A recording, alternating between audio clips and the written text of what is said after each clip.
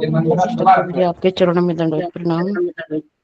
धन्यवाद संध्या माता जी का बहुत सुंदर वर्णन किया वृंदावन धाम का। तो आइए आज का सत्र प्रारंभ करेंगे प्रार्थना के साथ।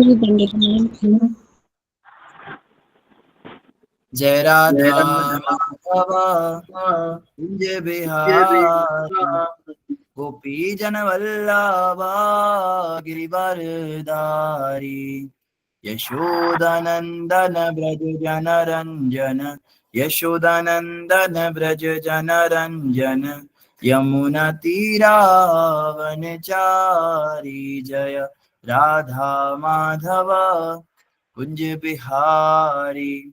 ओम नमो भगवते वासुदेवाय। ओम नमो भगवते वासुदेवाय। ओम नमो भगवते वासुदेवाय। नारायणं नमस्कृत्यं नरं चैव नरोत्तमं देवीं सरस्वतीं व्यासं ततो जयमुदीरये। नष्टिप्रायेषु भद्रेषु नित्यं भागवत सेवया भगवती उत्तम श्लोके भक्तिर्भवति नैष्टिकी।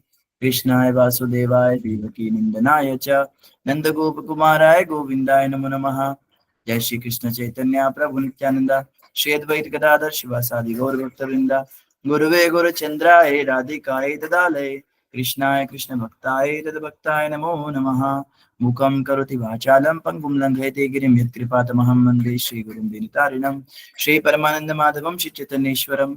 हरे कृष्ण कृष्ण कृष्ण हरे हरे हरे राम राम राम हरे हरे। हरे कृष्ण। आप सभी भक्तों और माताओं का हार्दिक स्वागत है आज के श्रीमद् भागवतम की इस कक्षा में। स्वागतम सुस्वागतम। और हम चर्चा कर रहे हैं श्रीमद् भागवतम स्कंद 1 अध्याय 9 श्लोक संख्या 45 के ऊपर 1.9.45 नंबर श्लोक आप सभी के सामने स्क्रीन पे आ चुका है। सभी भक्त लोग अपने माइक अनम्यूट करके हमारे पीछे श्लोक पढ़ने का प्रयास करेंगे। तत्र दुन्दुभयो नेदो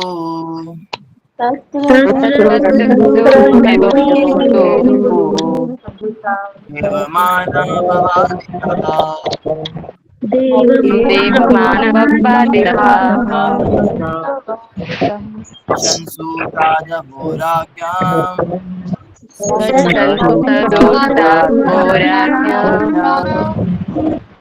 आत्रेतुष्टवृजः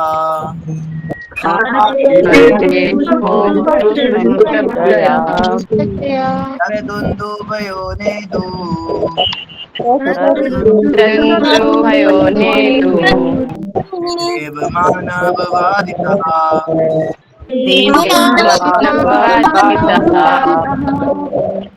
शंसु साधुराज्ञाम्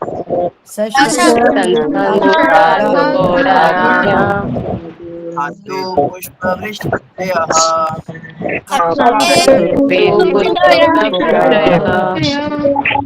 तत्र दुन्दुभयो नेदो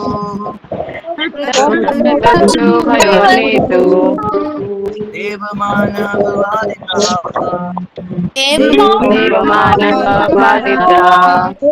शंसु साधुराज्ञाम्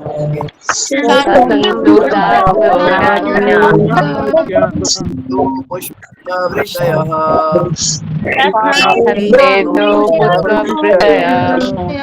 धन्यवाद सभी भक्तों का जिन्होंने सुना। जो भक्त लोग श्लोक पढ़ना चाहते कृपया हैंड रेज करेंगे। जी सुधा माता जी पढ़ेंगे। हरे कृष्णा प्रभु जी दंडवत प्रणाम। सही भक्तों को दंडवत प्रणाम। तत्र दुदम्बु भयो नेदु देव मानव वादिताः सशंसुः साधवो राज्ञां खात पेतु पुष्प वृष्टयः। हरे कृष्णा प्रभु जी। धन्यवाद। ज्योति माता पढ़ेंगे। हरे कृष्णा प्रभु जी दंड प्रणाम। से भक्तों के चरणों में दंड प्रणाम। तत्र दुन्दुभयो नेदु देव मानववादिता शशंसु साधवो राज्ञां खातपेतु पुष्पवृष्टया। धन्यवाद प्रभु जी। धन्यवाद। सुचेता माता पढ़ेंगे। हरे कृष्ण प्रभु जी दंडवत प्रणाम। तत्र दुन्दुभयो नेदुर्देव मानववादिता शशंसु साधवो राज्ञान् खाप्ते तु पुष्पवृष्टय। हरे कृष्ण। धन्यवाद। रंजना माता जी पढ़ेंगे। रंजना माता जी आप म्यूट हो गए। सॉरी प्रभु धन्यवाद। गलती हो गई। तत्र दुन्दुभयोनेदु देवमानवादिता संससु राघवो राज्ञां खात्पितु पुष्पवृष्टया। हरे कृष्ण। धन्यवाद। मोतीलाल जी पढ़ेंगे। हरे कृष्ण प्रभु जी, धन्यवाद प्रणाम। तत्र दुन्दुभयो देवमानवादिता सशंसु साधो राज्ञां खातपेतु पुष्पवृष्टयः। धन्यवाद। धर्मराज प्रभु पढ़ेंगे। हरे कृष्ण गुरु जी, दंडवत प्रणाम, सभी को दंडवत प्रणाम। तत्र दुन्दुभयो नेदु देवमानववादिता संससु साधवो राज्ञा खातपेतु पुष्पवृष्टिया। धन्यवाद। सरिता माता जी पढ़ेंगे। हरे कृष्णा प्रभु जी, दंडवत प्रणाम, सभी भक्तों को मेरा दंडवत प्रणाम। तत्र दुन्दुभयो नेदु देव मानवादिता सशंसु साधवो राज्ञा खात्पेतु पुष्पवृष्टया। हरे कृष्णा। धन्यवाद। गौरी माता जी पढ़ेंगे। हरे कृष्ण प्रभु जी, धन्यवाद प्रणाम। तत्र दुन्दुभयोनेदु देवमानववादिता शशंसु साधवो राज्ञान् खात्पेतु पुष्पप्रविष्टया। हरे कृष्ण प्रभु जी। धन्यवाद। झूमा माता जी पढ़ेंगे। हरे कृष्ण दंड प्रणाम। तत्र दुःभयनेदु दैवमानववादिदा संशयसु साधवो राज्ञा कात्पेतु पुष्टविष्टिया। हरे कृष्ण। धन्यवाद। प्रीति माता जी पढ़ेंगे। हरे कृष्ण प्रभु जी, दंडवत प्रणाम। तत्र दुतंभ्यो नेदुतेर्वमानवादिता शशंसु साधवो राज्ञां खातपेतु पुष्पवृष्टया। हरे कृष्ण। धन्यवाद। मामुनी माता जी पढ़ेंगे। हरे कृष्ण दंडवत प्रणाम। तत्र दुन्दुभयोनिर्देवो मानवो बाधितः सशंसु साधव राज्ञा खापेतुः पुष्पवृष्टयः। हरे कृष्ण। धन्यवाद। विशाल प्रभु जी पढ़ेंगे। हरे कृष्ण प्रभु जी, दंडवत प्रणाम, सभी भक्ति चरण में दंडवत प्रणाम। तत्र दुन्दुभयो नेदुदेव मानववादितः शशंसुः साधवो राज्ञां खात्पेतुः पुष्पवृष्टयः। धन्यवाद प्रभु जी, हरे कृष्ण। धन्यवाद। रूबी माता जी पढ़ेंगे। हरे कृष्ण। तत्र दुदुभयाने दुर्मानवादिताः साशुषुः साधवो राज्ञ खाते पुष्टविष्टय। धन्यवाद। सुमित प्रभु जी पढ़ेंगे। तत्र दुन्दुभयो नेदुदेव मानववादिता शशंसु साधवो राज्ञा खात्पेतु पुष्पवृष्टया। हरे कृष्ण प्रभु जी। धन्यवाद। मनीषा माता जी पढ़ेंगे। हरे कृष्णा, दंडवत प्रणाम प्रभु जी। तत्र दुन्दुभयोनेदु देवमानववादितः शशंसु साधवो राज्ञान् खात्पेतु पुष्पवृष्टयः। हरे कृष्ण। धन्यवाद। सही भक्तों का बहुत बहुत धन्यवाद जिन्होंने श्लोक पढ़ा। तो ये श्लोक जो है आगे कंटिन्यूएशन में आ रहा है। हमने पिछले श्लोक में क्या पढ़ा था? पिछले श्लोक में हमने पढ़ा था कि भीष्म देव ने देह त्याग कर दिया, भीष्म देव का शरीर छूट गया, और शरीर छूटने के बाद में क्या हुआ? सभी लोग जो वहां पे उपस्थित थे सभी उस प्रकार से मौन हो गए जैसे चिड़िया दिन के छिपने पर मौन हो जाती हैं। तो सभी लोग मौन हो गए हैं, सभी देख रहे हैं भीष्मदेव का शव पड़ा है, शव तो नहीं कहना चाहिए, भीष्मदेव का दिव्य शरीर सबके सामने है। और उसके बाद क्या हुआ ये हम जानेंगे आज के श्लोक में। तत्र का मतलब होता है तत्पश्चात। उसके बाद क्या हुआ? उसके बाद दुन्दुभयो, दुन्दुबियां बजी, नगाड़े को दुन्दुबी कहते हैं, तो नगाड़े बजे हैं। नेदु बजने लगे, दुन्दुभयो नेदु, तो नगाड़े बजने लगे। जनरली ऐसा होता है जब किसी के घर में डेथ होती है तो आसपास के मोहल्ले पड़ोस में भी कोई ढोलक वगैरह नहीं बजती। ऐसे नियम होता है कि भाई अभी इनके घर पे डेथ हुई है पड़ोस में, तो किसी के घर पे कीर्तन भजन भी होता है या कोई शादी का फंक्शन भी होता है तो ज्यादा बजाते नहीं है कुछ, क्योंकि एक शोक करना होता है। लेकिन यहाँ पे हम क्या देख रहे हैं, भीष्म देव के देह त्याग होने पर नगाड़े बज रहे हैं। अब सोचने वाली बात है, भीष्म देव के जाने की खुशी बहुत है लोगों को, या लोग बड़ा आनंद मना रहे हैं कि बहुत अच्छा हुआ, ये नगाड़े क्यों बज रहे हैं, कौन बताएंगे? हाँ, हरे सुमित कृष्णा प्रभु जी। प्रभु जी। प्रभु जी, जैसे ना मेरी परदादी जी पूरी हुई थी ना, मतलब काफी 10-12 साल पहले, तब मतलब ऐसे ही ढोल बजे थे, मतलब सारा कुछ। तो मतलब कहा जाता है कि मतलब वो मतलब काफी मतलब उन्हें ज्ञान था, मतलब एज भी काफी थी, मतलब ऐसा कुछ है, मतलब इसमें बात है कुछ। कोई ज्ञानी व्यक्ति जब जाता है तो ढोल बजते हैं, बहुत अच्छी बात बताई सुमित प्रभु आपने। लेकिन ज्ञानी व्यक्ति जब चला गया तो ये दुख का विषय है ना। अब ज्ञान का वितरण कौन करेगा? ये ज्ञान संसार में वो फैला रहे थे, अब वो चले गए, अब वो ज्ञान का वितरण होना समाप्त हो जाएगा, तो इस पे ढोल नगाड़े। हाँ, संपा माता जी बताएंगे। प्रभु जी, हरे कृष्ण प्रभु जी। ये संसार में और लौट के नहीं आएगी, तो उन्होंने परमात्मा के साथ मिल गए, तो इसीलिए वो ढोल नगाड़े बजाते हैं। हरे कृष्ण प्रभु जी। धन्यवाद ये संपा साउथ माता। में देखा है, साउथ में भी ऐसी होती है, नगाड़ा बजाते हैं सब लोग, सारे लोग। साउथ इंडिया में भी माता जी ने देखा है। संपा माता का कहना है कि ये जो है परमात्मा में मिल गए, भगवान के साथ चले गए, या भगवान के धाम चले गए, दोबारा आएंगे नहीं, इसलिए नगाड़े बजा रहे हैं। लेकिन प्रश्न वही रहा कि अगर ये जो है परमात्मा में अगर मिल भी गए हैं, तो हम तो सब लोगों के लिए नॉर्मली घरों में भी जैसे कोई मरता है तो हम यही कहते हैं स्वर्गवास हो गया इनका, स्वर्गवासी हो गए, ज्योति ज्योत समा गई, परमात्मा में लीन हो गए।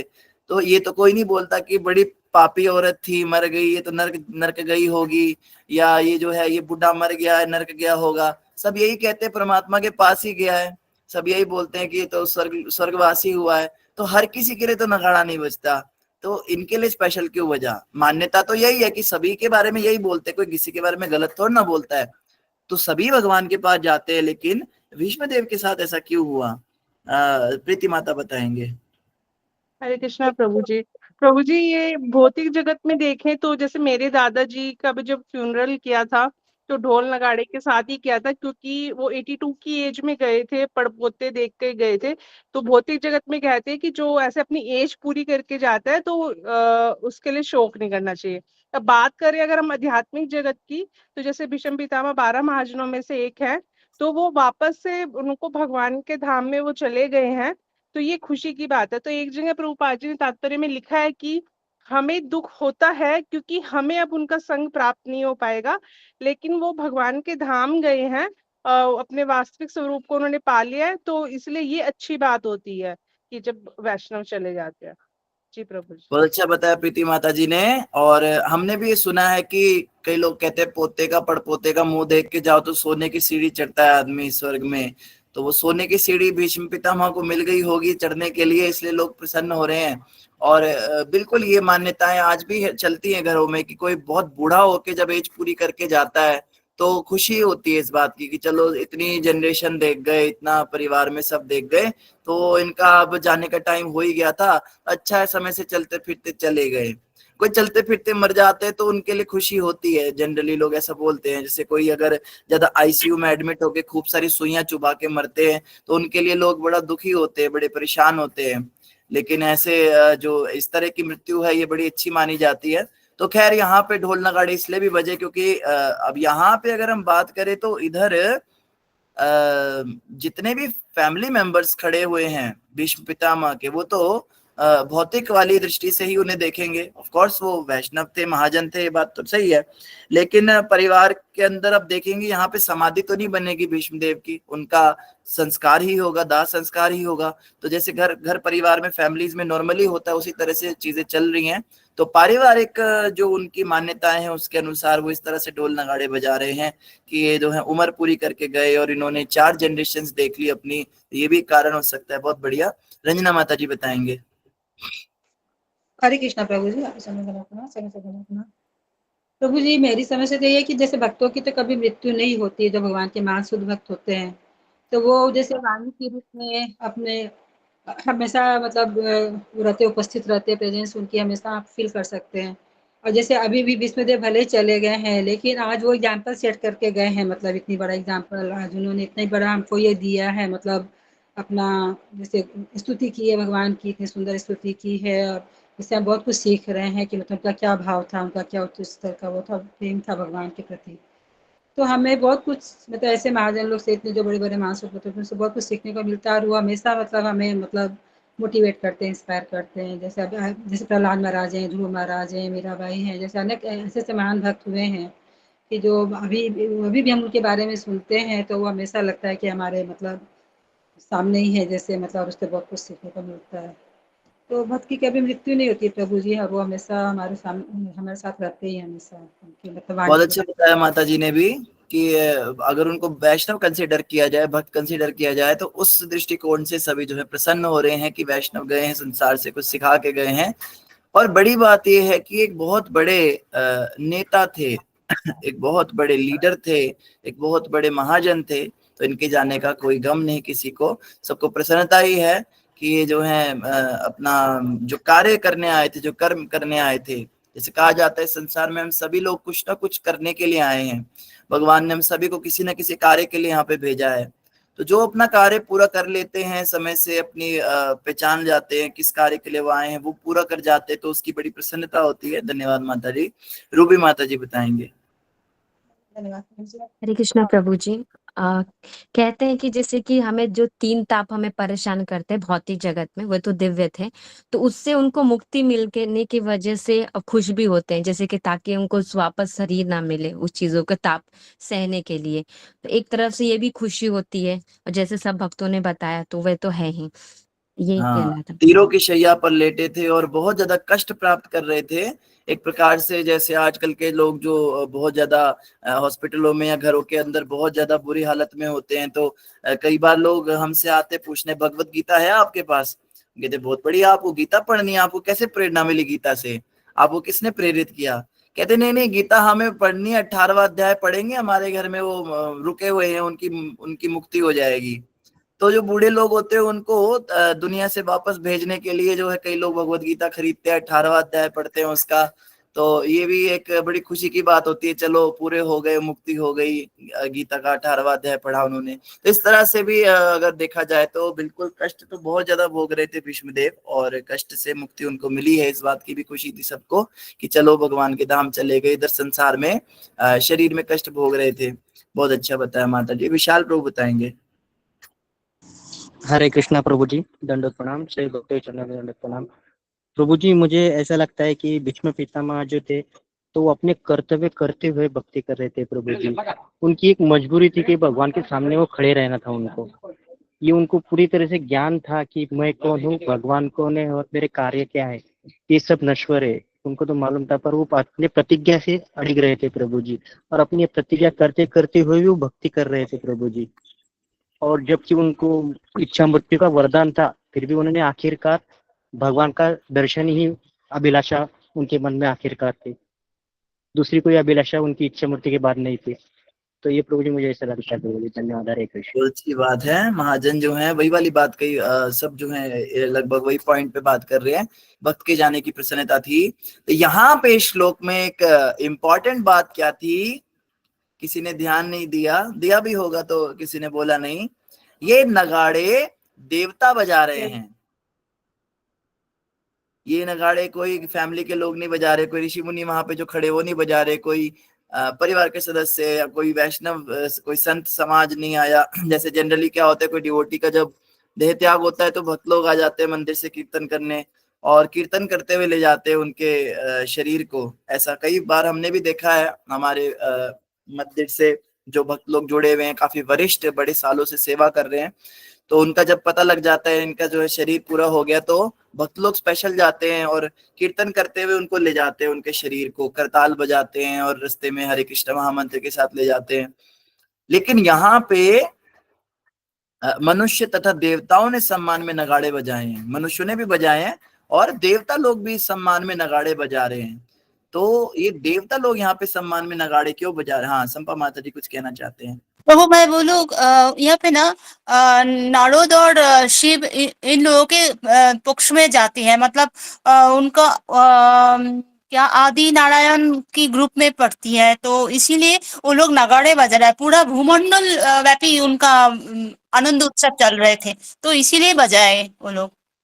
हाँ, पूरे नगाड़े तीनों तीनों लोकों में 14 भुवन में जो है इस बात पूरा का उत्सव भुवन मनाया। में, हाँ जोड़ के, हाँ हाँ, त्रिभुवन में इसका जो है महोत्सव मनाया जा रहा है कि भीष्म देव जैसी महान आत्मा ये जो है अभी भगवान से मिलने जा रहे हैं, और इसकी इसके सम्मान में ये नगाड़े बजाए जा रहे हैं। बहुत अच्छा। हाँ, सुमित प्रभु जी कुछ कहना चाहते हैं। प्रभु जी यही कहना था कि मतलब उन्हें खुशी थी कि ये भी एक मतलब देवता ही थे, मतलब वापस आ रहे हैं धाम में उनके, है ना। हाँ, वसु थे, बिल्कुल। भीष्म देव वही। जो हैं ये 8 वसुओं में प्रमुख थे, और देवताओं के लोक से आए थे। तो देवता जो बाकी सब इनके दोस्त थे, फ्रेंड्स थे, वो सब भी देख रहे होंगे, चलो भैया इनकी तो मुक्ति हो गई। तो देवता लोगों के बीच में भी इनकी जो है पिछले जन्म की कह लीजिए कि रिश्तेदारी थी, तो वहां पर भी प्रसन्नता मनाई जा रही थी। बहुत बढ़िया। एक भगवान के पास जब जाते हैं तो ये बात बहुत ज्यादा प्रसन्नता के विषय होता भी है। जैसे एक भौतिक बात है, एक भौतिक सिंगर हैं, वो भजन वगैरह भी काफी गाते हैं। मेरा दिमाग से उनका नाम निकल रहा है, आप में से किसी को याद आए तो। उनके पिता की जब मृत्यु हुई थी तो उन्होंने एक बहुत सुंदर भजन गाया था। तो वहां पे उन्होंने मतलब उसको एक सेलिब्रेट किया था, अपने पिता के आत्मा को भगवान के पास जाने के लिए। तो उन्होंने गाया था, चौक पुराओ माटी रंगाओ, आज मेरे पिया घर आएंगे। तो उसमें वो मतलब ऐसा एक तो दृष्टिकोण ये है कि हम उस गाने को अगर हम सुनते हैं तो उसमें एक स्त्री है जो अपने पति का बहुत इंतजार कर रही थी बड़े समय से, तो अपनी सब सखियों को कह रही है, एरी सखी मंगल गाओ री, मुझे कोई टीका लगाओ री, आज मेरी नजर उतारो, आज मेरे पति आ रहे हैं, मैं उनसे मिलूंगी बड़े समय बाद। लेकिन इसके गहरे अर्थ में वो खुद ही बता रहे थे कि उन्होंने स्पिरिचुअल वे में उसको गाया है कि आत्मा जो बहुत जन्मों से, करोड़ों करोड़ों कल्पों से और भगवान से बिछड़ी हुई है, परमात्मा से बिछड़ी हुई है, अपने अंश से बिछड़ी हुई है।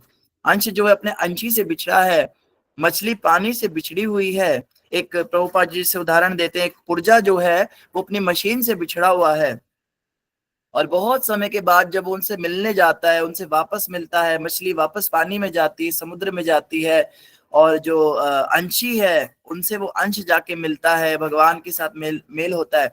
तो वो इस तरह से सेलिब्रेट होता है जैसे एक स्त्री बहुत समय से अपने पति से बिछड़ी हो।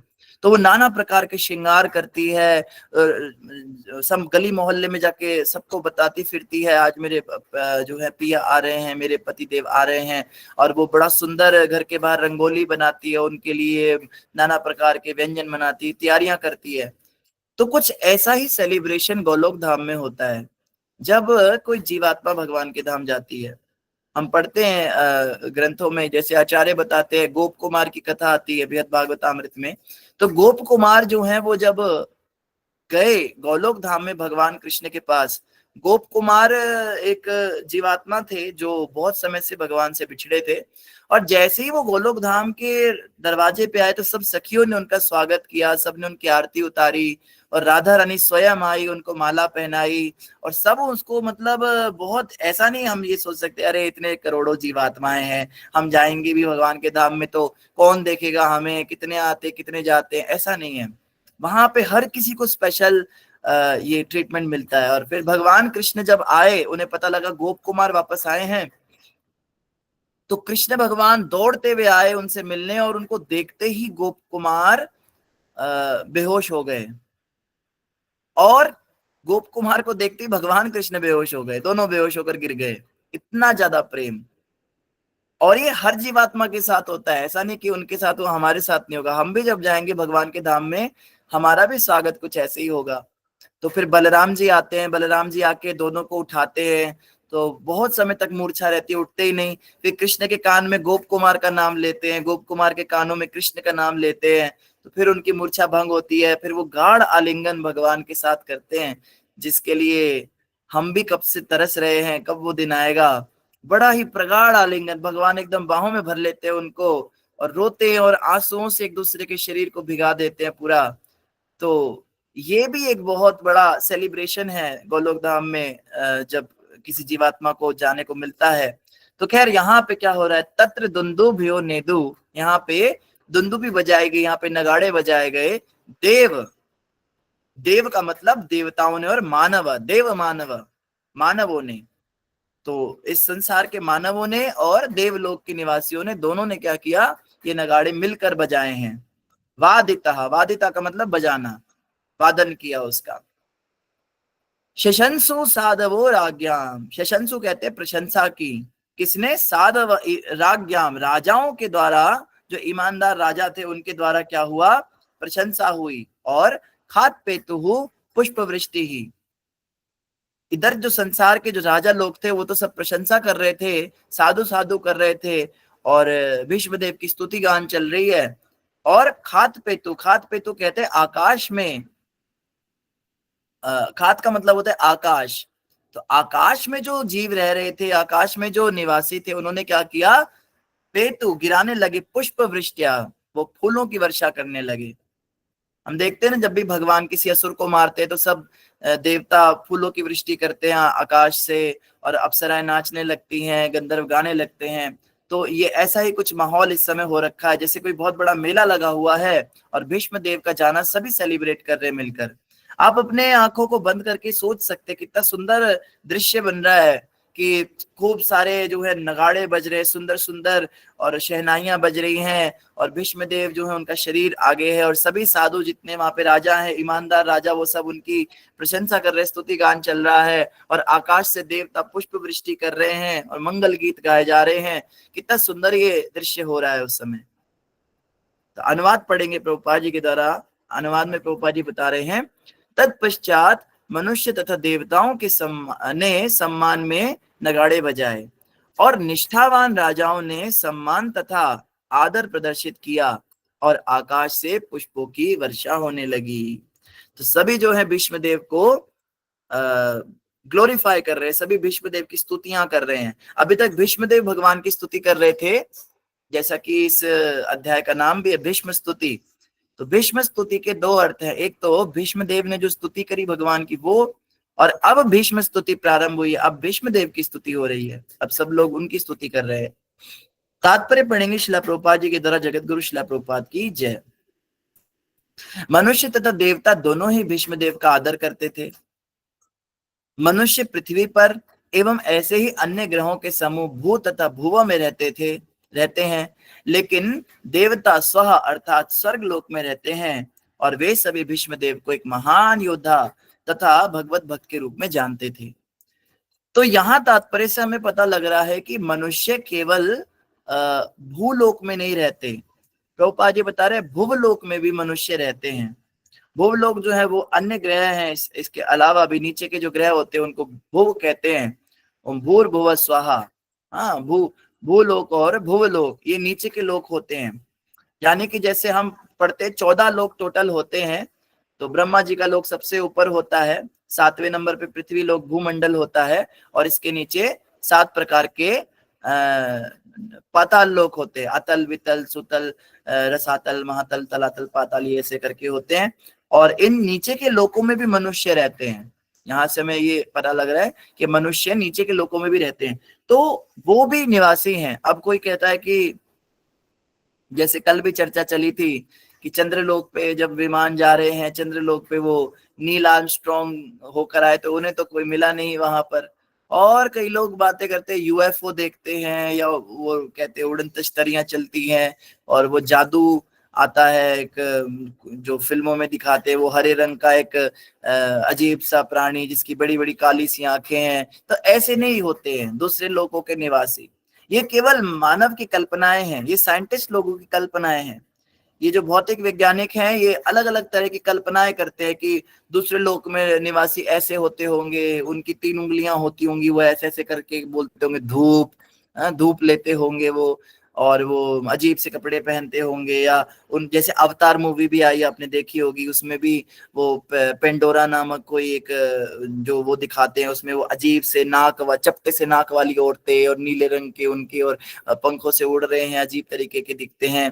ये सारी कल्पनाएं हैं, ये सब कल्पना मात्र है। ना तो किसी साइंटिस्ट ने ना उसके बाप ने आज तक इनको देखा है, ये केवल अपने मन से। और देखो उनको कितना असली बना दिया, उस कल्पना मात्र को उन्होंने इतना असली बना दिया, उस पर फिल्में निकाल दी, उस पर किताबें लिख डाली, उस पर कॉमिक्स आ गई, उसके बारे में सब बातें कर रहे हैं। और आज लोग एलियंस के बारे में ऐसी बातें करते हैं जैसे सच में एलियंस एग्जिस्ट करते हैं, जबकि एलियन नाम की कोई चीज एग्जिस्ट नहीं करती है। मतलब जैसे वो दिखाते हैं वैसा तो नहीं एग्जिस्ट करता है। और हमारे ग्रंथों में, शास्त्रों में सारा वर्णन दिया है कि सूर्य लोक के निवासी ऐसे दिखते हैं, चंद्र लोक के निवासी ऐसे दिखते हैं, या जैसे यहाँ पे बता रहे भूलोक पर भी मनुष्य और भूलोक में भी मनुष्य रहते हैं, वो हमारे जैसे ही दिखते हैं। इसको कह दिया अकॉर्डिंग टू हिंदू माइथोलॉजी। ये माइथोलॉजी है, वाह। जिन देवताओं के दर्शन करते थे मनुष्य, मानव समाज, जिनको देखा है, जिनका वर्णन किया है शास्त्रों में, जिन देवताओं की मूर्तियां बना के पूजी जा रही हैं आज इतने सारे मंदिरों में, वो सब कल्पना है, वो माइथोलॉजी है। और जिस एलियन का ना सिर ना पैर, जब कोई देखा नहीं, ना कोई एलियन, ना उसकी जात कोई देखी नहीं, वो जो है वो तथ्य बन गया है। इसे कहते हैं उल्टी गंगा बहाना।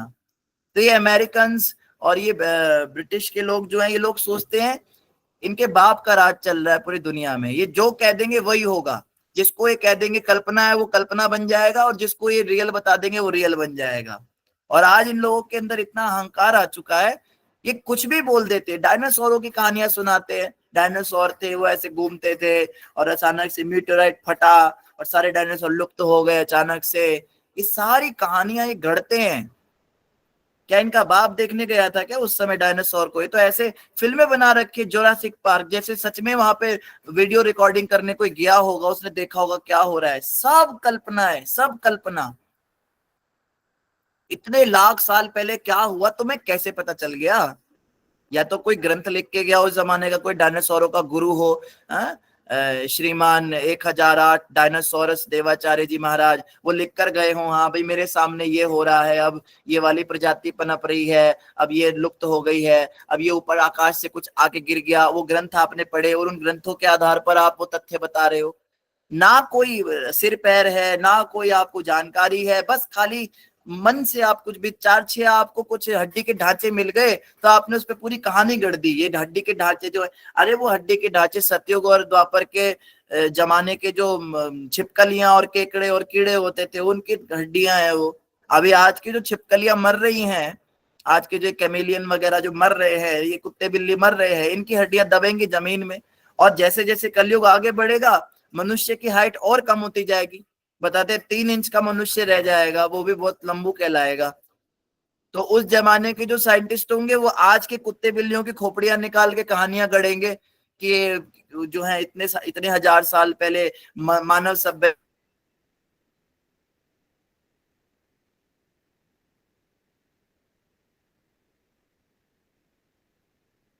आवाज कट गई प्रभु जी।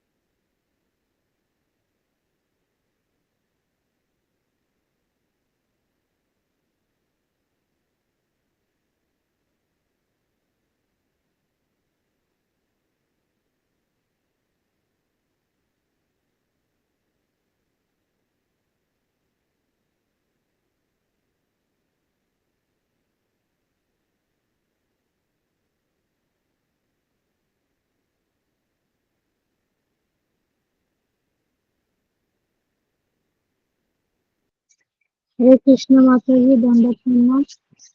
आवाज प्रभु जी बोल ही नहीं रहे कि मुझे ही आवाज नहीं आ रही है। नहीं, नेटवर्क खराब है रुद्र प्रभु जी का। आएंगे फिर से, वो ज्वाइन होंगे माता जी। हम 5-10 मिनट राह देखते, नहीं तो विराम लेते माता जी। हरे कृष्ण। हरे कृष्ण।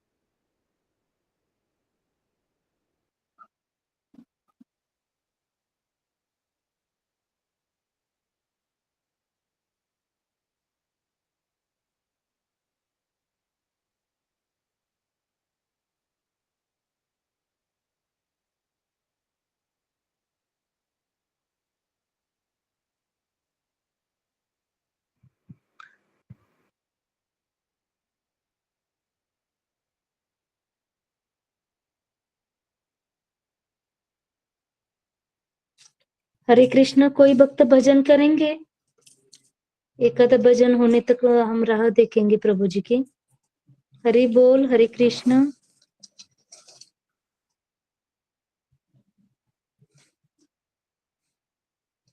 जी हरे कृष्ण। कोई भक्त भजन गाना चाहते हैं? हरि बोल।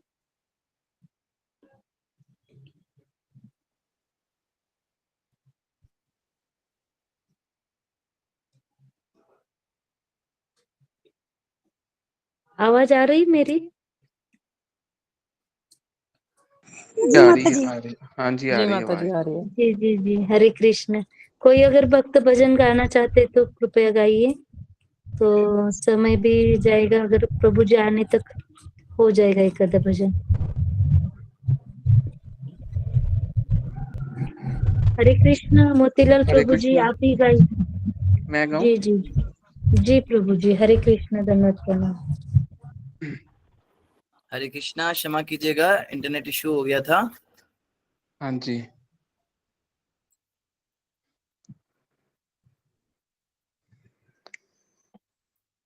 ठीक है, तो हम बात कर रहे थे मानवों के भी जो कंकाल है वो मिल रहे हैं, उस जैसे अभी श्रीलंका से मिला है और भी कई जगहों पे कुछ बड़े बड़े कंकाल मिल रहे हैं, तो इसके विषय में वो लोग कुछ नहीं बोलते। यहाँ पे उन लोगों की जो है हालत खराब, वहां पे वो चुप हो जाते हैं। अब क्या जवाब देंगे आप? ये कहाँ से आ गए? ये कौन से जुरासिक पार्क है? तो इनको ये कह देंगे ये तो वो आदि मानव थे और ये जंगली लोग थे। फिर धीरे धीरे उनके मटके वगैरह भी निकलने लगे, सभ्यताओं से सब कुछ खुदाई से निकलने लगा। बोले इनको मटके बनाने कैसे आ गए? ये तो जानवरों की तरह पानी पीते थे। मटका बनाना कैसे आ गया इनको, तो उसमें तो दिमाग लगता है कौन सी मिट्टी से बनाना है, क्या करना है। हाँ नहीं, ये जानवरों जैसे थे, मगर ये मतलब कहानियों पे कहानी, एक झूठ को छुपाने के लिए फिर 100 झूठ बोलते हैं। मानव सभ्यता हमेशा से थी, और बल्कि ये जो कहानियां सुनाते हैं ना कि जानवरों से मनुष्य आया है, पहले जानवर थे, बंदर घूमते थे, नंगे घूमते थे जंगलों में, फिर धीरे धीरे उनको सभ्यता आई, बिल्कुल कहानियां, ऐसा होते हुए किसी ने नहीं देखा। और हमारे ग्रंथों में सब कुछ लिखा हुआ है, उस जमाने के लोग लिख कर गए हैं। वाल्मीकि जी त्रेता युग में सारी रामायण लिख कर गए हैं, लेकिन हमें वो सब बातें माननी नहीं है। सबसे पहली जो सभ्यता थी वो मानव सभ्यता थी। ब्रह्मा जी ने सबसे पहले मनुष्य शत्रुपा को उत्पन्न किया था, जो मनुष्य थे और बड़े सभ्य थे। वो जानवरों की तरह नंगे नहीं घूमते थे जंगलों में, शिकार नहीं करते थे। मनुष्य शत्रुपा जी पूरी तरह से वेद शास्त्र पढ़े हुए थे और सोने चांदी के गहने पहनते थे, अच्छे कपड़े पहनते थे, बढ़िया भोजन पकाते थे, सारी सभ्यता उनको थी। ये ज्ञान इवॉल्व नहीं हुआ है, ये ज्ञान नीचे दिया गया है, ये उनको शुरू से ही शिक्षा दी गई थी। उन्होंने खुद से नहीं ये सब एक्सपेरिमेंट कर करके सीखा। हाँ, इनकी कुछ बातें किसी आदिवासी जनजाति के ऊपर लागू हो सकती है। कई तरह के आदिवासी समुदाय हैं जो इस तरह से इवॉल्व हुए होंगे, जो जंगलों में वन मानुष रहते थे और उन्होंने सीखा होगा, अग्नि जलाना गलती से सीख लिया होगा, या लेकिन शहरों के अंदर जो बड़े बड़े महलों के अंदर राजा लोग ये सब रहते थे, इनकी सभ्यता ऐसी नहीं थी। तो जैसे प्रभुपाद जी यहाँ पे बता रहे हैं, ये अन्य लोगों पर जो मनुष्य लोग रहते हैं, ये सब भी तथ्य है, ये कोई काल्पनिक बातें नहीं है, ये कोई माइथोलॉजी नहीं है। और हमें बड़ा दुख होता है जब अपने सनातनी लोग भी बोलते हैं अकॉर्डिंग टू हिंदू माइथोलॉजी। वो लोग तो हमें माइथोलॉजी कहेंगे, वो तो हमें झूठा साबित करना चाहते हैं, बट आप क्यों माइथोलॉजी शब्द का प्रयोग करते हो? तो हमारी सभी से प्रार्थना है कि सभी माइथोलॉजी शब्द का प्रयोग करना बंद कर दीजिए। एज पर हिंदू स्क्रिप्चर्स बोल सकते हैं, एज पर हिंदू बिलीव्स बोल सकते हैं, एज पर अपने बोल सकते हैं, शास्त्रों के अनुसार बोल सकते हैं। ये हिंदू माइथोलॉजी शब्द जो है ये प्रयोग नहीं करना चाहिए। आगे बता रहे, महाजन या अधिकारी के रूप में वे ब्रह्मा, नारद तथा शिव के तुल्य थे। जैसे अभी संपा माता जी भी बता रही थी, ये ब्रह्मा जी, नारद जी और शिव जी के ही समान पूजनीय थे, उन्हीं के समान इनकी रिस्पेक्ट थी पूरे तीनों लोकों में। यद्यपि वे एक मानव थे, हालांकि मनुष्य थे, लेकिन मनुष्यों में भी कुछ ऐसे होते हैं जो बहुत ज्यादा फेमस होते हैं। हम लोग तो इस संसार में फेमस होने के लिए मरे जाते हैं, यूट्यूब पे अपने सब्सक्राइबर्स बढ़ाते हैं, अपने व्यूज अपने बढ़ाते हैं, या एक किसी पॉलिटिकल पार्टी को ज्वाइन कर लेते हैं और हजारों लाखों लोग हमें वोट दें, हमें जाने। लेकिन भीष्मदेव क्या थे? भीष्मदेव देवताओं की सभा में भी मनुष्य बहुत ज्यादा फेमस थे। तो ब्रह्मा जी और शिव जी और नारद जी जैसे बड़े बड़े देवताओं के समान इनको बताया जा रहा है। देवताओं के तुल्य योग्यता आध्यात्मिक पूर्णता मिलने पर ही होती है। तो देवताओं के समान कौन व्यक्ति फेमस हो सकता है? ये कोई बहुत ज्यादा कलाकार व्यक्ति हो, बहुत ज्यादा समाज सेवी हो, वो सब भी फेमस हो जाते हैं, लेकिन यहाँ पे आध्यात्मिक उपलब्धि चाहिए। जो व्यक्ति स्पिरिचुअलिटी में बहुत ऊपर बढ़ जाता है, उसको फिर देवता रिकॉग्नाइज करने लगते हैं। जैसे हम देखते कोई भी ऋषि या कोई भी राजा तपस्या करने बैठते तो सबसे पहले इंद्रदेव को फोन आ जाता है, भाई यहाँ पे कोई आया है तो तुम्हारा आसन छीन लेगा, तो तुरंत वो मेनका, रंभा ये सब भेजते हैं। तो आध्यात्मिकता से ही देवताओं के समाज में कोई व्यक्ति रिकॉग्नाइज होता है। तो अगर आप चाहते हैं कि देवता लोग, इंद्र, चंद्र, सूर्य, ये सब आपके बारे में जाने, ये भी आपकी बातें करे अपने लोक में, अरे इस नाम का भी कोई डिवोटी है संसार में, ये सुमिता माता बहुत अच्छा देख रही हैं, भक्तों का सेवा कर रही है, रंजना माता है, या रेखा माता है, या कोमलप्रीत माता है, सरिता माता, जो सामने दिख रहे हो उन्हीं का नाम ले रहा हूँ। तो ये जो है ये बड़े अच्छे भक्त हैं। तो अगर आप चाहते हैं कि आपका भी नाम देवताओं के समाज में लिया जाए, तो उसके लिए क्या करना पड़ेगा? आध्यात्मिकता में बढ़ना पड़ेगा, आध्यात्मिक उपलब्धि। और प्रभुपाद जी बहुत फेमस हैं। प्रभुपाद जी तीनों लोकों में फेमस हैं, ऐसी उनको हम जगत गुरु नहीं बोलते हैं। सारे संसार में कई बार ऐसे प्रभुपाद जी ने बताया है। जैसे एक बार प्रभुपाद जी के शिष्यों ने बहुत प्रयास किया था, प्रभुपाद जी के लिए एक बहुत बड़ा हॉल बुक किया था प्रवचन करने के लिए, लेकिन अनफॉर्चुनेटली वहां पे कोई आया नहीं, इतने लोग आए नहीं।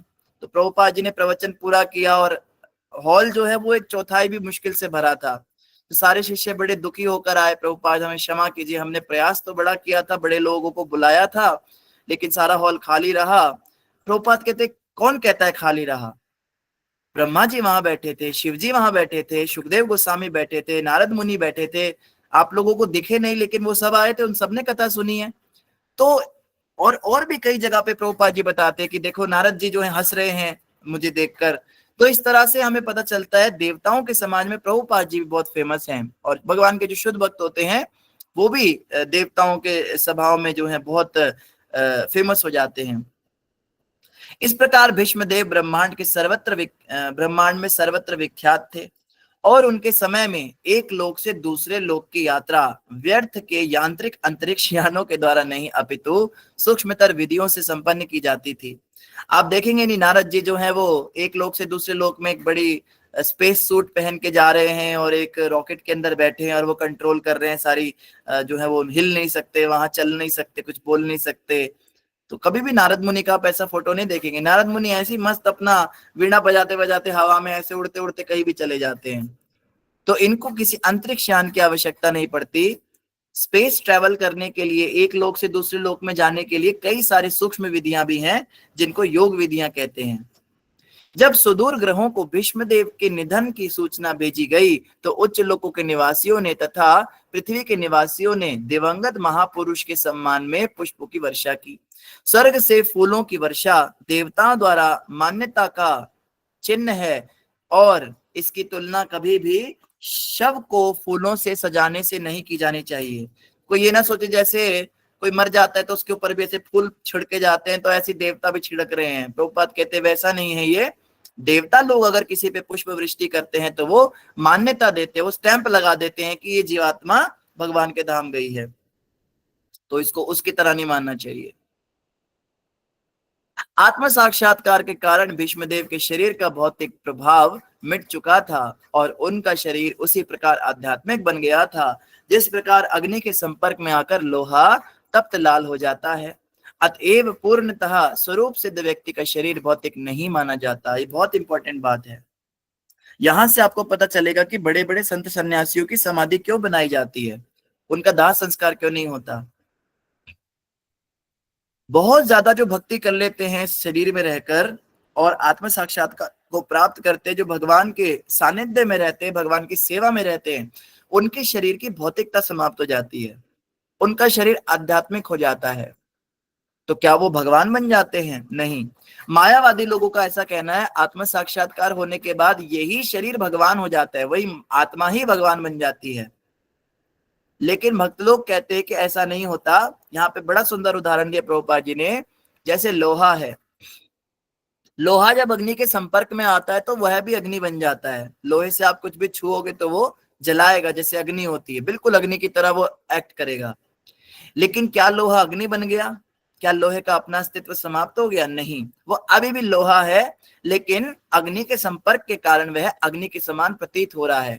इसी प्रकार भक्त जो होते हैं वो भगवान की सेवा में बहुत अधिक रहते हैं, भगवान के संग में रहते हैं, भगवान के सिमरन में रहते हैं, उनके चिंतन में रहते हैं।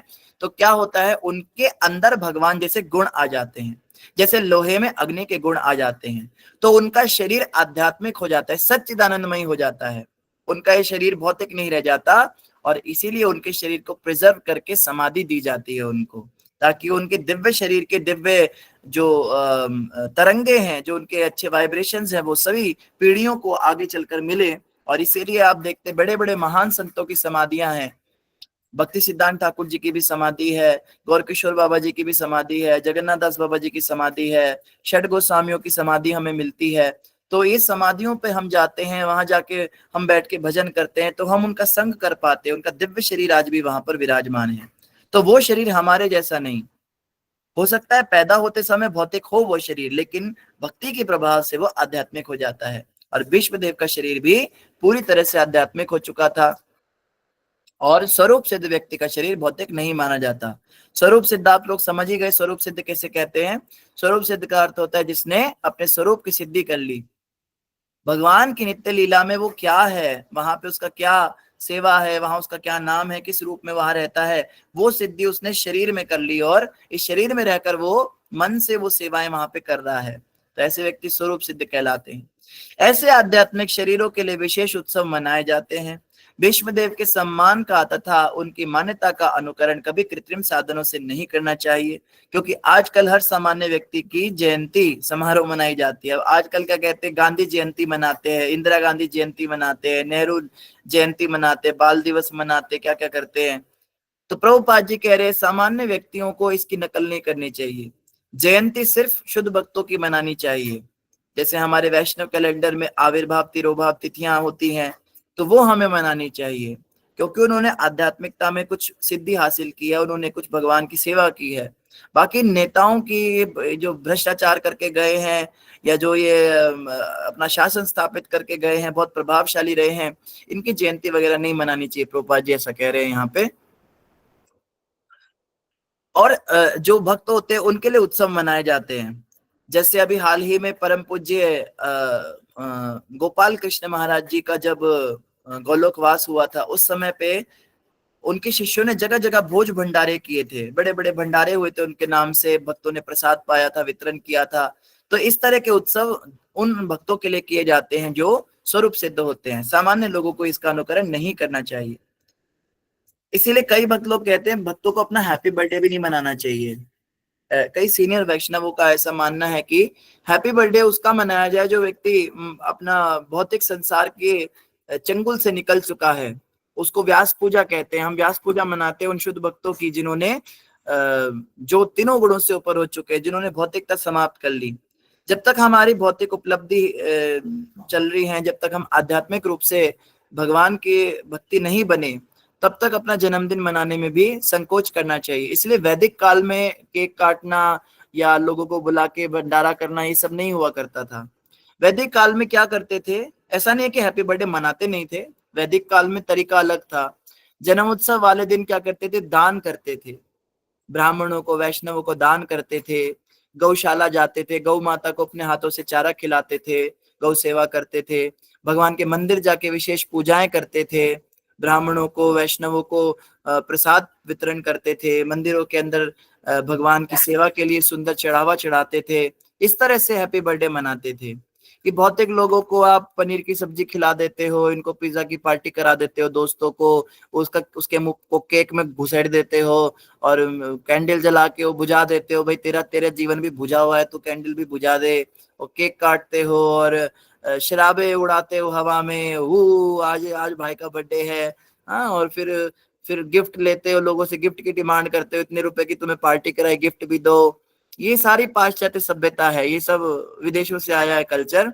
तो एटलीस्ट जो इस्कॉन से जुड़े हुए भक्त हैं, जो वैष्णव हैं, उनको वैदिक तरीके से हैप्पी बर्थडे मनाना चाहिए। तो हम भी प्रयास करेंगे आज से, आप में से जिसका भी हैप्पी बर्थडे हो, हमारा भी हो, तो पहली चीज हम करेंगे सुबह सुबह उठ के मंगल आरती जाएंगे उस दिन। चाहे पूरे साल हम ना जाते हो, कम से कम जन्मदिन वाले दिन जाएं, मंगल आरती जाएंगे, भगवान के सुंदर दर्शन करेंगे, भगवान को सुंदर भेंट चढ़ाएंगे जो भी हम दे सकते हैं, हम जो भी सामर्थ्य है। और उसके बाद में गौशाला जाएंगे, गौशाला में जाके गौ माता की सेवा करेंगे, अपने हाथों से उनको खुजलाएंगे। गौ के गले पे आप ऐसे खुजली करो तो उन्हें बड़ा अच्छा लगता है, बड़ा सुख मिलता है। और साइंटिस्ट लोगों का भी ऐसा कहना है कि गाय के शरीर पे जब हम हाथ फेरते हैं तो हमारा जो कैंसर वगैरह से हम बचते हैं, हमारा ब्लड प्रेशर वगैरह सब कंट्रोल होता है। और ये सब तो खैर भौतिक फायदे हैं। मेन चीज, हाँ, लिवर भी अच्छा होता है। मेन चीज है हमें भगवान की वो बड़ी प्रियतमा है गाय, तो उनको अपने हाथों से चारा खिलाएं, उनको भोजन कराएं, और फिर जो है वैष्णवों को ब्राह्मणों को अपने घर पे बुलाएं, भक्तों को बुला के घर पे कीर्तन रखा सकते हैं, हाउस प्रोग्राम कर सकते हैं, और लोगों को बुला के आप फिर खिलाइए, पिज्जा खिलाइए, पनीर खिलाइए, उनको छोले भटूरे खिलाइए, लेकिन भगवान को भोग लगा प्रसाद, और कीर्तन के बाद प्रसाद वितरण के रूप में उसे खिलाइए। ऐसे आप मामे चाचे मौसे को बुला के और हैप्पी बर्थडे टू यू करके वो करें, वो जो है वो अगर आपको खिलाना ही है तो आप इस तरह से खिला सकते हैं। तो भक्तों को प्रसाद खिलाइए, ठीक है ना। और क्या कर सकते हैं, और परिक्रमा लगा सकते हैं। कई लोग, कई डिवोटीज को मैं जानता हूँ, स्पेशल वृंदावन जाते हैं हैप्पी बर्थडे के लिए। हमारा जन्मदिन है, हम उस दिन गोवर्धन परिक्रमा करना चाहते हैं, तो जन्मदिन वाले दिन गोवर्धन परिक्रमा करते हैं। गोवर्धन में जो साधु संत रहते हैं उनको दान दक्षिणा करते हैं, उनको प्रसाद वितरण करा के आते हैं। तो अलग अलग तरीके से लोग मनाते हैं। तो डिवोटीज को चाहिए कि वो भगवान के साथ सेलिब्रेट करें, और अगर परिवार के लोगों को भी बुलाना है अगर, तो भगवान के थ्रू उनको प्रसाद के रूप में वो खिलाए, इस तरह से करें। तो ये जो है ये तरीका, ये हमें सीखना है। प्रामाणिक शास्त्रों के अनुसार किसी सामान्य व्यक्ति का, चाहे वह भौतिक दृष्टि से कितना ही बड़ा क्यों ना हो, जयंती उत्सव मनाना भगवान के प्रति अपराध है। अब ये थोड़ा ज्यादा सीरियस हो गया मामला। प्रभुपाद जी बहुत जोर देकर कह रहे हैं ये जयंतियां वगैरह हमें नहीं मनानी चाहिए किसी भी मनुष्य की, और ये हैप्पी बर्थडे वगैरह भी हमको नहीं मनाने चाहिए। जयंती उत्सव मनाना भगवान के प्रति अपराध है, क्योंकि जयंती तो धरा पर भगवान के आविर्भाव दिवस के लिए सुरक्षित है। यहाँ पे कह रहे हैं जयंती तो भगवान के लिए रिजर्व हो चुकी है, भगवान की मनेगी तो मनेगी, और किसी की नहीं मनानी चाहिए। ये तो सारे राइट्स कॉपीराइट हो गए भगवान के द्वारा जयंती के, ये भगवान यहाँ पे कॉपीराइट क्लेम कर रहे हैं, कोई जयंती नहीं मनेगी आज से। भीष्मदेव अपने कार्यकलापों के कारण अद्भुत थे, और उनका ईश्वर के धाम को प्रयाण भी अद्भुत है। भीष्मदेव ऐसे नहीं है, भीष्मदेव सामान्य मनुष्य नहीं, वो तो भगवान के पार्षद हैं, और उनका भगवान के धाम में जाना ये भी दिव्य है। इसीलिए उनके केस में जो है ये उनकी जयंती हम मना सकते हैं। भीष्मदेव का आविर्भाव दिवस हम मनाते हैं, हमारे वैष्णव कैलेंडर में दिया है, तो इसी प्रकार से हमको वैष्णवों का आविर्भाव तिरुभाव मनाना चाहिए और इसको बढ़ावा देना चाहिए। अपने घर पे हम प्रोग्राम्स रखा सकते हैं, हम लोग पढ़ते भी हैं वैष्णव कैलेंडर में, अच्छा आज इनका आविर्भाव है, अच्छा आज इनका तिरुभाव है, बस हम पढ़ लेते हैं। कई भक्त तो पढ़ते भी नहीं है। तो जो वैष्णव बन रहे हैं आगे, जो दीक्षित हो गए हैं या दीक्षा लेने के प्रोसेस में हैं, जो भक्ति में गंभीर हो रहे हैं, उनको चाहिए कि कम से कम जिस दिन वैष्णव कैलेंडर में किसी का नाम पढ़ते हैं तो उस दिन उनकी कथा जरूर सुने। आजकल तो कलयुग में इतने संसाधन है, यूट्यूब पे आप कथा सुन सकते हैं, नहीं तो ऑनलाइन वैष्णव कैलेंडर का ऐप आप डाउनलोड करें, तो उसमें आप क्लिक करेंगे तो सारा वो लिखित में आ जाता है, उनका जीवन चरित्र। तो उसको सुनना चाहिए उस दिन, उसको पढ़ना चाहिए, उन वैष्णव का संग करना चाहिए उस दिन, कि उनका साक्षात हम सानिध्य प्राप्त कर रहे हैं। आज के दिन उनका आविर्भाव तिरुभाव है, वैसे तो पूरे साल हम कर सकते हैं किसी भी वैष्णव का संग, लेकिन जिस दिन उनका अतिथि होता है उस दिन विशेष कृपा मिलती है। तो जिस भी दिन जिस भी वैष्णव का आविर्भाव हो, तिरुभाव हो, उस दिन उनके विषय में जरूर हमको पढ़ना चाहिए, उनकी कथा सुननी चाहिए और उनसे प्रार्थना करनी चाहिए। और अगर आप थोड़े और एडवांस डिवोटी हैं, अगर आपके घर में साधन है, अगर आप वैष्णव फैमिली में रहते हैं, तो उस दिन पुष्पांजलि भी कर सकते हैं, घर में मंदिर जाके भी कर सकते हैं, नहीं तो अपने घर में ही उनका छोटा सा उनका फोटो आप रख सकते हैं। जैसे षड गोस्वामियों की फोटो तो सबके घरों में होती है, गुरु परंपरा की फोटो तो सबके घरों में होती है। तो भक्ति विनोद ठाकुर जी का, रूप गोस्वामी का, गोपाल भट्ट गोस्वामी का, या भक्ति सिद्धांत ठाकुर जी का, इनके अगर आविर्भाव तिरुभाव हैं तो उस दिन आप अपने घर में इनके सामने विशेष पुष्पांजलि कीजिए। अपने सारे फैमिली मेंबर्स को कहिए आज इनको फूल चढ़ाओ, उन सबको आप फ्लावर दीजिए हाथ में, उनका प्रणाम मंत्र आप जपिए, और उनके लिए भोग बना सकते हैं घर पे, उनके लिए केक बना सकते हैं।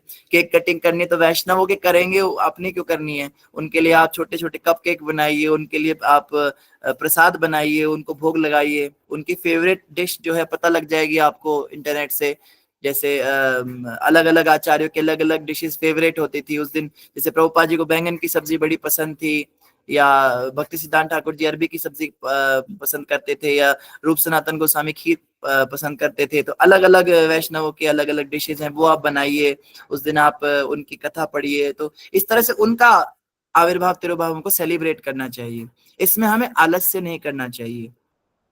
विशेष रूप से जो गृहस्थ भक्त हैं उनको बहुत कृपा मिलती है, वो आलस ना करें वैष्णवों के तिथियां मनाने में।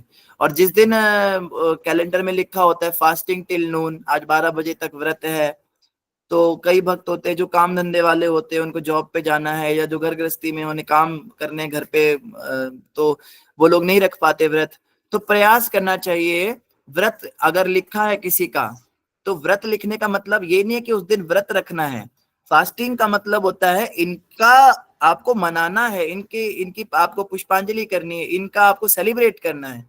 तो अगर आप व्रत नहीं भी कर सकते तो फास्टिंग का मतलब आप ये पढ़िए कि आज इनको विशेष रूप से मनाएंगे, आज इनकी कथा पढ़ेंगे, आज इनके पुष्पांजलि करेंगे, आज इनको सुंदर माला अपने हाथों से बना के पहनाएंगे, आज इनके लिए भोग बनाएंगे। तो फास्टिंग का ये मतलब होता है कि ये थोड़े प्रोमिनेंट आचार्य हैं, ये थोड़े नजदीक के आचार्य हैं, ये अभी रिसेंट के आचार्य हैं, तो इनका हमको मनाना चाहिए। तो वो होता है फास्टिंग का मतलब। ये नहीं है कि बस खाली व्रत रख लिया और 12 बजे का टाइम देख रहे, बार बार घड़ी देख रहे, बेटा कितने बज गए, मम्मी 11 बज गए, अरे 1 घंटा और अभी भूखा रहना पड़ेगा, आज उनका वो है ना, चल कोई नहीं 1 घंटा और टाइम पास कर लेते हैं।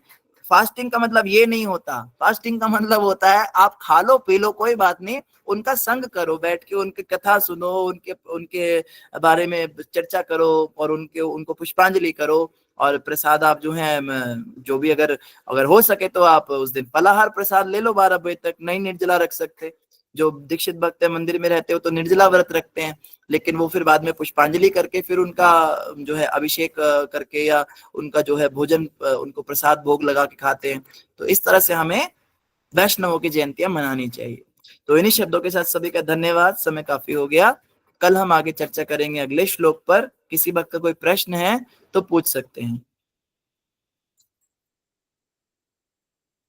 सुमित प्रभु जी। प्रभु जी आपने कहा ना कि बर्थडे वगैरह नहीं बनाना, तो मतलब हमें हमारी तो चलो यही इच्छा होती है कि मतलब हम दान करें या गौशाला वगैरह जाएं, लेकिन जो फैमिली या फ्रेंड सर्कल वाले हैं वो तो मैं कहते कि बर्थडे केक या पार्टी है पार्टी भाई वगैरह। का, हाँ भाई की पार्टी चाहिए है वो। हाँ, तूने वो तूने ना, मेरे बर्थडे पे पार्टी खाई थी, अब तेरे बर्थडे पे हाँ मैं खाऊंगा। वो फिर ना दे पार्टी तो फिर वो अच्छा भी नहीं लगता ना, तो कह के हाँ, पैसे इसके बचाता लिए है पैसे। इसके लिए क्या कर सकते हैं सुमित प्रभु, बीच का रास्ता निकाल सकते हैं, युक्ति से मुक्ति कहते हैं उसको।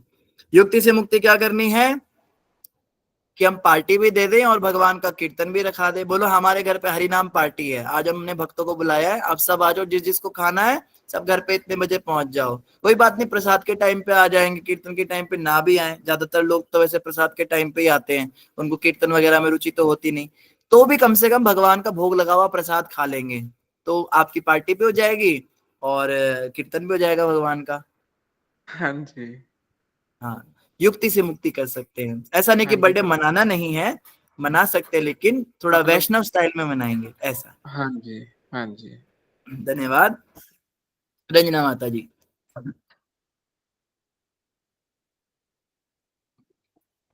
हरे कृष्णा प्रभु जी, आपको चरणों में नमन है। हरे कृष्ण। प्रभु जी जैसे जयंती जैसे जो बोलते हैं, हनुमान जयंती बोलते हैं, फिर गांधी जयंती भी बोलते हैं, तो जयंती बोलते हैं कि जिसकी डेथ हो जाती है उसको जैसे जयंती बोलते हैं। तो हनुमान जी की, फिर हनुमान जी तो वो है मतलब चिरंजीवी चिरंजीवी। हैं। हाँ, वो तो अमर है, तो फिर उनको भी हनुमान जयंती के रूप में जैसे मनाते हैं, तो क्यों प्रभु जी ऐसा मतलब जयंती के रूप में मनाते हैं? इस पे काफी बीच में बहस हुई थी, व्हाट्सएप पे मैसेजेस भी बड़े आए थे, परशुराम जयंती हनुमान जयंती नहीं बोलना चाहिए क्योंकि जयंती का मतलब होता है जो चले गए। तो जयंती शब्द कहाँ से आया है, इसकी पूरी हमको इसका पूरा वो जो भी इसका इतिहास है वो पूरा जानना पड़ेगा। जयंती शब्द कहाँ से आया, इसका मतलब क्या होता है। लेकिन यहाँ पे अगर हम जयंती शब्द प्रयोग कर रहे हैं तो यहाँ पे जयंती का मतलब है जन्मदिन मनाना। तो जैसे प्रभुपाद जी ने यहाँ पे भगवान कृष्ण के लिए भी कहा कि कृष्ण भगवान की जयंती बनानी चाहिए, तो इतना ऑफेंसिव शब्द नहीं है ये, तभी प्रभुपाद जी इसको यूज कर रहे हैं यहाँ पे। बाकी वही ये इशू बनाने के होते हैं लोगों को मैसेजेस पे, तो उनको कोई ना कोई पॉइंट चाहिए होता है, कहते जयंती शब्द का प्रयोग मत करो। और आप शब्द जो भी प्रयोग करो, मतलब कहने का है कि जन्म उत्सव या जन्मदिन या आविर्भाव दिवस या प्रकट उत्सव उसी का मनाना है जो भगवान के भक्त हैं। हनुमान जी का मना सकते हैं, परशुराम जी का मना सकते हैं, ये सब हमें मनाने चाहिए। तो शब्द के लिए जो है जैसे आप कह रहे हैं, तो बिल्कुल हम इस्कॉन में तो जयंती शब्द प्रयोग करते भी नहीं, हम लोग तो आविर्भाव दिवस कहते हैं या प्रकट उत्सव कहते हैं, तो वही शब्द हम प्रयोग करें। हनुमान जी का, हनुमान प्रकट उत्सव है आज, हनुमान जी का जो है उनका आविर्भाव तिथि है, इस तरह से हम बोल सकते हैं, अच्छा रहेगा। जी जी प्रभु जी, लेकिन वो हरे कृष्णा टीवी पे भी प्रभु जी वही हनुमान जयंती आई थी ना, तो वैसे हनुमान जयंती के रूप में जैसे हो सकता है मेटेरियलिस्टिक लोगों के लिए वैसे करके लोग करते होंगे कि तो वो नहीं समझ पाएंगे ना आविर्भाव दिवस तिरुभाव हाँ, दिवस। इतना वो जरूरी नहीं है कि बहुत हम शब्दों के ऊपर इतना वो चले जाएं। ठीक है, जो भी शब्द प्रयोग कर रहे हैं, मेन चीज है कि मनाओ उसको, सेलिब्रेट करो, मेन चीज वो है। बहुत बहुत ये धन्यवाद। लोग जो मैसेजेस फॉरवर्ड करते हैं ना व्हाट्सएप पे, जयंती शब्द नहीं होना चाहिए, जन्मोत्सव होना चाहिए, ये बस मैसेजेस पे ही जिनके जयंती और जन्मोत्सव होते हैं, ना तो ये किसी मंदिर में जाते हैं उस दिन, ना तो ये उनको सेलिब्रेट करते हैं, ये बस इशू बनाने होते हैं इनको बातों के। और जो लोग बेचारे मना रहे हैं उनको जाके इनको ठोकना है, तुम लोग जयंती के नाम से कैसे मना रहे हो, तुम्हारे पोस्टर में ये क्यों लिखा है। अरे वो कम से कम मना तो रहे हैं भैया, तुम तो बस बैठे बैठे कमियां निकाल रहे हो दूसरों में। तो ये लोग ऐसे ही होते हैं, इनके चक्कर में इतना नहीं पड़ना माता। धन्यवाद। हरे कृष्णा। वृषाली माता जी। हरे कृष्णा प्रभु जी, आपके चरणों में प्रणाम। सभी भक्तों को प्रणाम। प्रभु जी, हमारे ना पुराने ग्रुप में मतलब हमारे अजय गोपाल प्रभु जी हमें पहले बताते थे अगले दिन कि किसी का तिरोभाव या आविर्भाव दिवस है, तो हमें पहले पता चलता था, अभी तो पता नहीं चलता है। कृपया आप हो सके तो ग्रुप में डाल दीजिएगा जो भी हमारे आचार्य है उनके बारे में, उनका तिरोभाव या आविर्भाव दिवस। तो हम हाँ, बहुत अच्छा सुझाव है वृषाली माता जी, धन्यवाद। वैसे भी ग्रुप में इतने सारे दुनिया भर के वीडियोस वगैरह आते रहते हैं।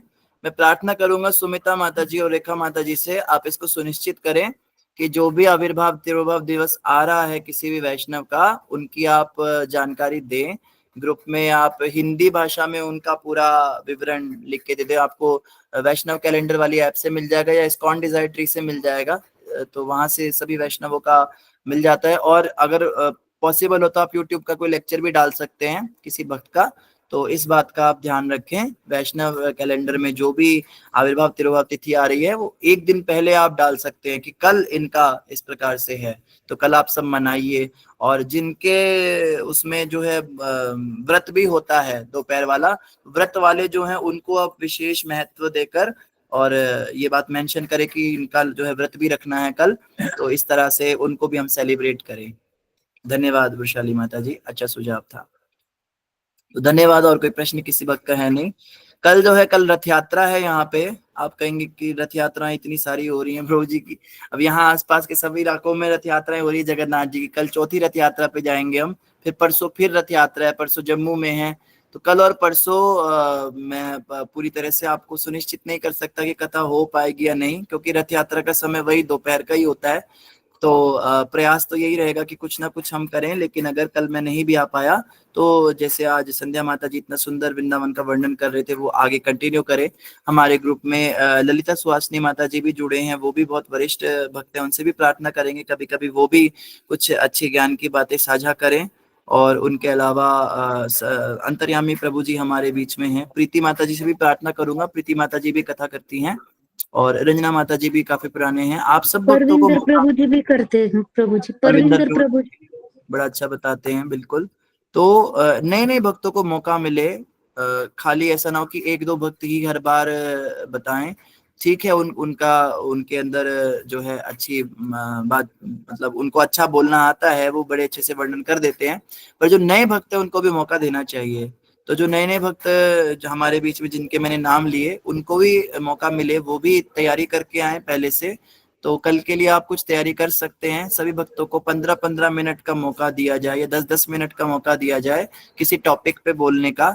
और या तो आप जगन्नाथ जी की रथ यात्रा के विषय में बोल सकते हैं क्योंकि रथ यात्रा वाले दिन चल रहे हैं, या आप किसी आचार्य के विषय में बता सकते हैं जिनका आविर्भाव तिरोभाव है, या आप भागवतम से जुड़ी कोई बातें बता सकते हैं। जैसे आज माता जी ने एक वैष्णव भजन लिया, वृंदावन रम्य स्थान, उसके विषय में उन्होंने एक्सप्लेनेशन दिया।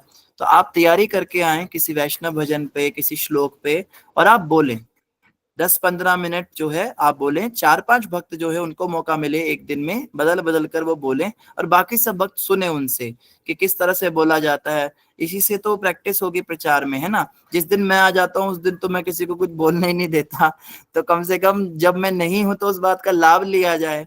उसको आप एक नेगेटिव वे में ना लेके अरे प्रभु जी नहीं आए, अरे आज क्या सुनना है, छोड़ो आज हम, उसको आप पॉजिटिव वे में लीजिए। आप उसको एक अपॉर्चुनिटी भी लीजिए, चलो ये सामने से हटे तो आज हमें मौका मिला, आज हम बोलेंगे। तो आप लोग भी जो है तैयारियां करके आए कुछ कुछ, और जो भी भक्त लोग तैयारियां करना चाहते हैं वो पहले से ही बता दे ग्रुप में, या तो जैसे सुमिता माता जी को बता के रखें, या फिर आदि नारायण प्रभु जी को बता के रखें, या रेखा माता जी को बता के रखे, किसी भी ग्रुप एडमिन को बता के रखे, भाई हम माता जी कल हम इतने 10 मिनट कल हम बोलेंगे, ये हमारा टॉपिक है। तो वो पहले से ना एक शेड्यूल बना लेंगे, शेड्यूल बन जाएगा, फिर शेड्यूल के हिसाब से सबको मौका मिलेगा बोलने का। हाँ, सुमित प्रभु जी कुछ कहना चाहते हैं? प्रभु जी मैं भजन सुनाता हूँ मतलब क्लास शुरू होने से पहले। हाँ, भजन सुना सकते हैं। कल कल सुमित प्रभु जी भजन सुनाएंगे विशेष, प्रभु जी जल्दी आज भी करके। सुनाया था। आज भी सुना है, प्रभु जी का बहुत बहुत धन्यवाद। तो अच्छी बात है, देखो इस तरह से होना चाहिए। धन्यवाद सुमित प्रभु जी का। हाँ जी, कोमल माता जी कुछ कहना चाहते हैं। हरे कृष्ण प्रभु जी, दंडवत प्रणाम, सभी भक्तों को दंडवत प्रणाम। प्रभु जी जैसे आप श्लोक बताते हैं तो हम लोग पहले उसको पढ़ सकते हैं भागवतम से, तो फिर उससे भी डिस्कशन अच्छी हो जाएगी, हम आपसे फिर पूछ सकते हैं प्रश्न। हाँ, होमवर्क कर सकते हैं। जैसे स्कूल में टीचर बोलती है भाई कल मैं ये चैप्टर समझाऊंगी, घर से सब पढ़ के आना। पहले आप एक दिन पहले आप वो श्लोक पढ़ सकते हैं, उस पर डिस्कशन कर सकते हैं। या जो श्लोक पढ़े जा चुके हैं उनके ऊपर जो है डिस्कशन कर सकते हैं, उस पर प्रश्न उत्तर आपस में कर सकते हैं। ये भी बहुत अच्छा आइडिया है, ये भी किया जा सकता है। या फिर कोमलप्रीत माता जी से हम प्रार्थना करेंगे आप स्पेशल कोई वाणियां सुनाएं, पढ़ के उनको समझाएं, एक्सप्लेन करें गुरु ग्रंथ साहिब से। जो भगवान कृष्ण की लीलाएं हैं, इतनी सुंदर सुंदर वाणियां हम सुनते हैं, तो वो आप उनको समझाएं कि उसमें क्या भगवान की लीलाएं बताई हैं। क्योंकि उसमें ऐसी ऐसी लीलाएं, जैसे चंद्रावली की लीला मैं सुन रहा था, मैं कहूँ ये गुरु जी ने चंद्रावली के बारे में कैसे वर्णन कर दिया, इतना उनकी मतलब ये तो बहुत ही गुह्य बातें हैं, तो हमें भी नहीं पता इतनी। तो ऐसी ऐसी गुड़ बातें जो गुरु ग्रंथ साहिब में छुपे हुए खजाने वो आप निकाल के हमें सुनाए, तो आप वहां से जी सुना सकते हैं, है ना। जी प्रभु। तो या जो मराठी भक्त हैं जुड़े हुए हैं, वो कथाएं सुना सकते हैं। जैसे तुकाराम जी के पद हैं, कोई तुकाराम जी का सुंदर सा पद आप सुना सकते हैं विठल नाथ जी के लिए, जो उन्होंने लिखा है उसमें क्या भाव प्रकट किए हैं। एक नाथ जी के इतने सुंदर सुंदर पद हैं। कोई अगर राजस्थान से भक्त है, वो मीरा जी के पद सुना सकते हैं। सभी अपने अपने लोकल जो जानते हैं, जो जिन्होंने कुछ सुना है, कोई फोक टेल सुनी अपने अपने परिवार से या अपने सत्संगों में आपने कुछ सुना है। ऑब्वियसली कुछ वैष्णव वाली बात, निराकार की चर्चा मत शुरू कर दीजिएगा यहाँ पे।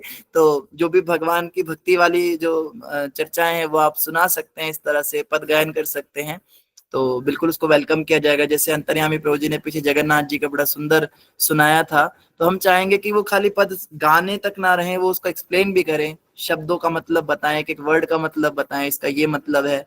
क्योंकि प्रभुपाद जी कहते हैं, जैसे प्रभुपाद जी का एक कोटेशन कल पढ़ रहा था मैं, प्रभुपाद जी कह रहे थे कि विदेशी भक्तों को बोल रहे थे वो कि आप सब जो है संस्कृत जैसे जैसे समझोगे तो आपको पता लगेगा एक एक श्लोक के एक एक शब्द में, संस्कृत के एक एक शब्द में बहुत बड़ी बड़ी कहानियां छुपी हुई हैं, एक एक शब्द में बड़ी बड़ी लीलाएं छुपी हैं भगवान की।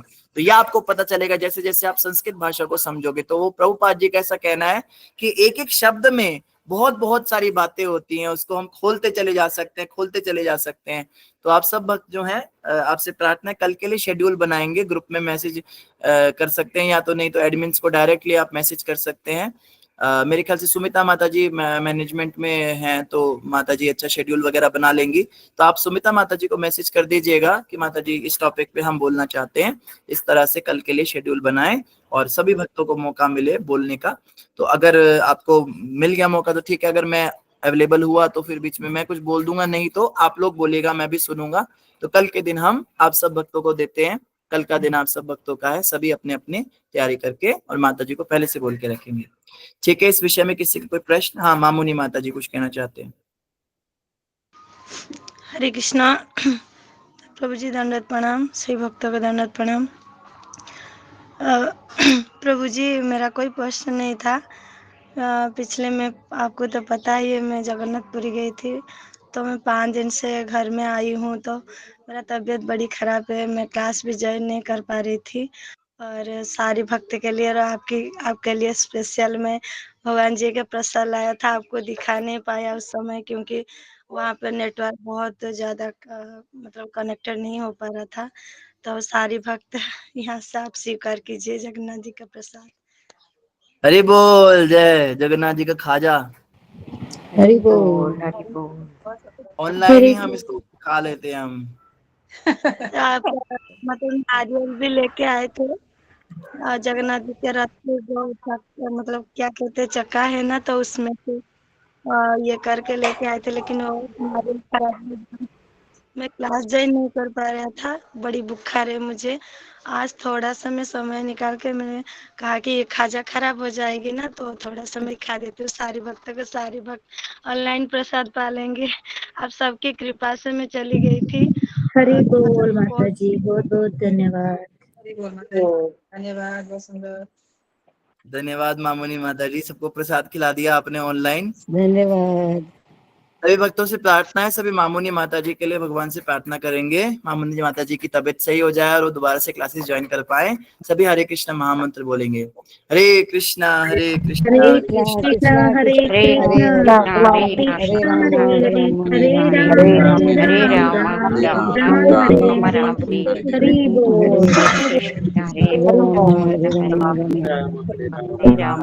राम राम हरे कृष्ण कृष्ण कृष्ण हरे हरे राम राम राम जय जगन्नाथ जी।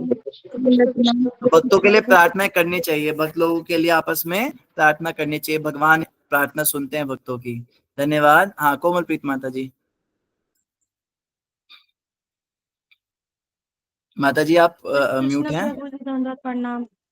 हरे कृष्ण। प्रभु जी इसका कोई कनेक्शन है क्या? जगन्नाथपुरी जाने के बाद मेरे को भी 3 हफ्ते बुखार रहा था, अच्छा। और अभी इसका भी मैं कने, रथ यात्रा स्नान यात्रा पे दोबारा साल के बाद गई हूँ, तो फिर से मैं 3 हफ्ते बुखार में हूँ। इसका कनेक्शन ये है कि आप और मामुनी माता बहने हो, आप दोनों जगन्नाथपुरी जाके बीमार पड़ जाती हो। हरि बोल प्रभु जी, हरि बोल। ठीक है बापू जी। धन्यवाद। हरे कृष्णा। ठीक है, तो आज के लिए इतना ही, फिर हम कल मिलेंगे। अभी जगन्नाथ जी को खुद को बुखार था ना, तो जगन्नाथ जी कहते हैं अभी तू आई है मेरे पास, तू भी बुखार ले। जगन्नाथ जी अभी 15 दिन जगन्नाथ जी बुखार में रहे, तो वो कहते हैं जो भी सामने आ रहा है तुम्हें भी तो थोड़ा पता लगे हमें कितना कष्ट था, तो इसलिए जगन्नाथ जी बुखार चढ़ा देते हैं आपको। जिसका ज्यादा भाव है भगवान के प्रति, उसको भगवान बुखार चढ़ा देते हैं। मैं खुद बीमार हो गया था, मैंने स्नान यात्रा पे भगवान को बहुत ज्यादा नहला दिया। भगवान कहते हैं अच्छा तू मेरे को बुखार करेगा, मैं खुद बीमार पड़ा रहा, अभी 15 दिन में बीमार रहा। अभी रथ यात्रा हुई तो फिर मैं ठीक हुआ। भगवान कहते जब तक मैं ठीक नहीं होगा तब तक तेरे को भी ठीक नहीं होने दूंगा। तो ये भगवान की लीला ही है, और क्या है। तो सही भक्तों का धन्यवाद। हरे कृष्णा। ग्रंथराज श्रीमद् भागवत महापुराण की जय, जगत गुरु श्रील प्रभुपाद की जय, गौर भक्त की जय। हरे कृष्ण। सकल